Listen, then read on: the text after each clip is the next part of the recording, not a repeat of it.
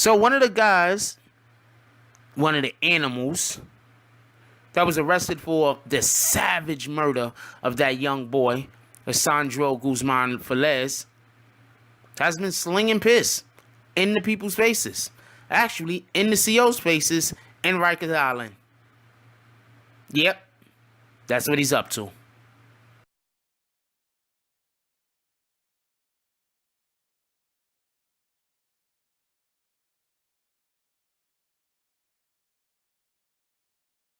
BBN, Jack Frost. What's up, party people? Alright, so some of the gentlemen that was arrested, I can't even say call them gentlemen. Some of the individuals that was arrested for the savage slaying of Lesandro Guzman Feliz have been having difficulties while in prison as far as discourse with guards. I'm going to assume with other inmates also.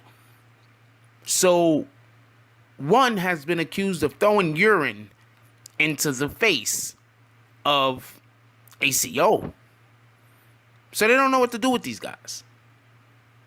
The prison is upset because the prison is upset because they can't, just put these guys in isolation. Because there's been laws changed. See, this is the thing that happens, right? Rikers Island is a terrible facility.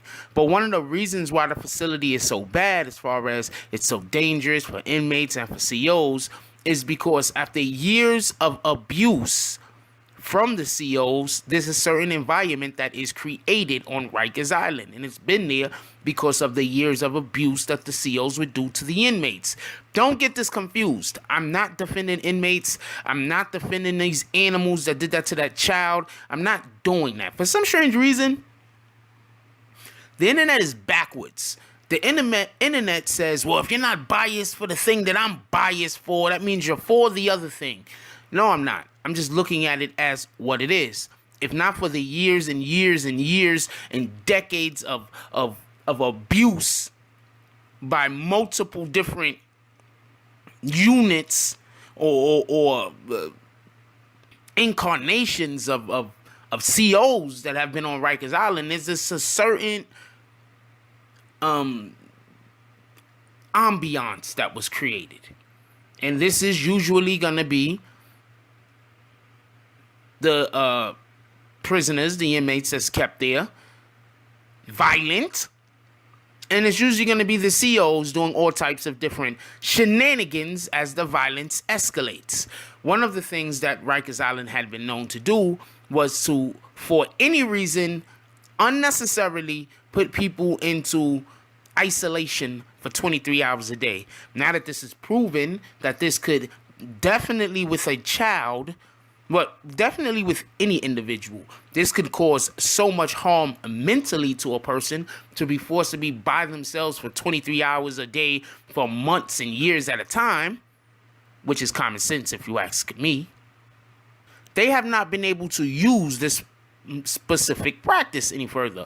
And so they can't use it in this case, a case which it would probably be beneficial to the individual that they're trying to keep safe and the people that he's trying to probably get away from.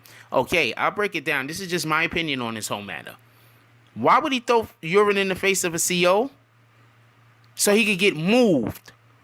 Okay, I got into a little bit of trouble and I did a little bit of time on Rikers Island, but that's neither here nor there.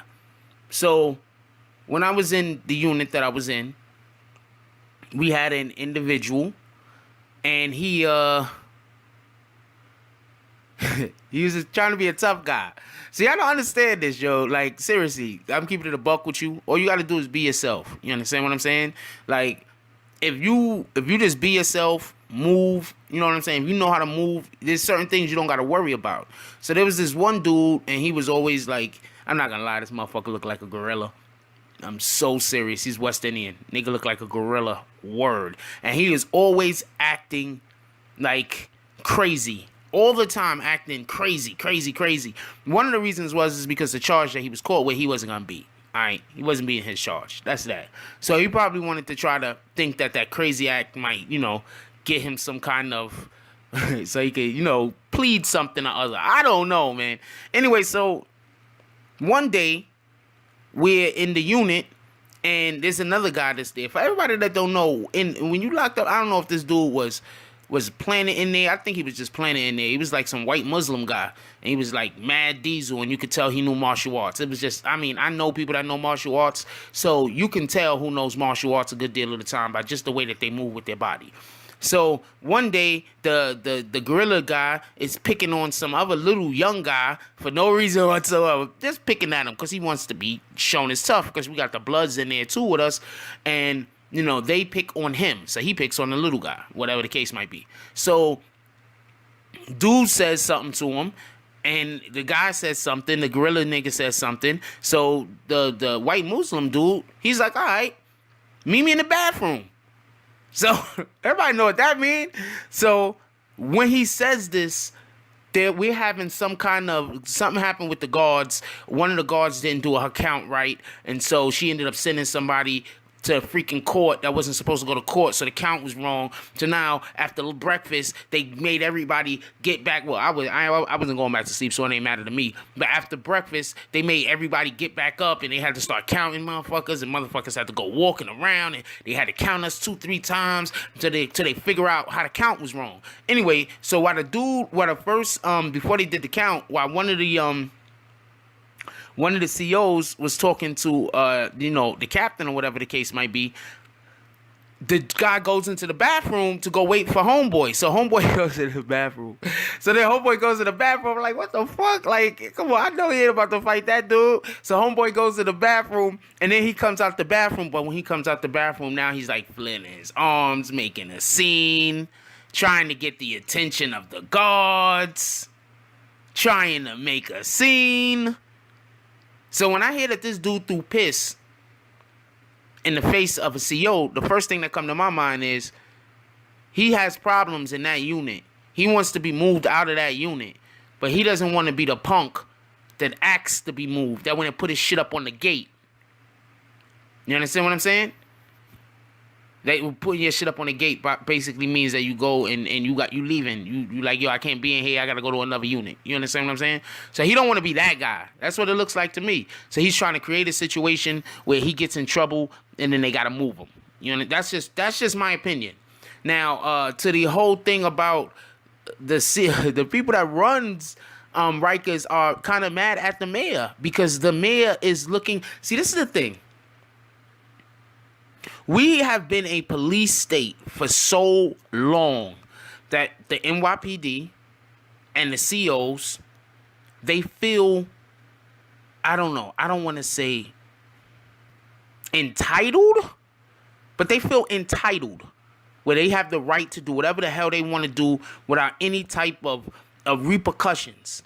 So when I tell you that they want to put these guys in isolation, but they can't.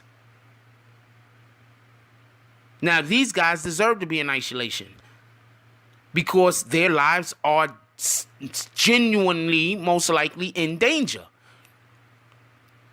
But if you notice, they're not putting all of these guys together, and there has to be a reason for that. Why would you separate 3 of them, specifically 3 in a 50 unit? You can put them all in that same 50 unit, can you not? Why would you only put 3? So they're mad at the mayor because the mayor has made guidelines to prevent them from abusing their authority. Where if they wasn't abusing their authority in the first place, there wouldn't be now guidelines put in place to prevent them from doing certain things that right now would be beneficial to all involved. I got a family member. And whenever you give him an inch, he takes a mile.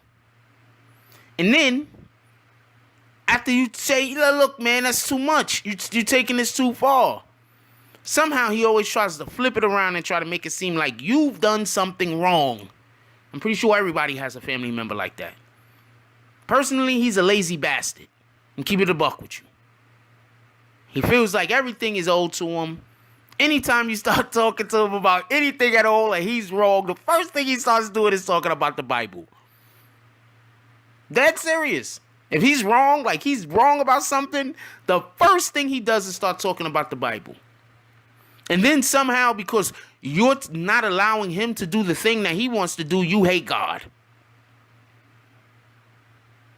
I say all of that to say this, as far as the COs is concerned.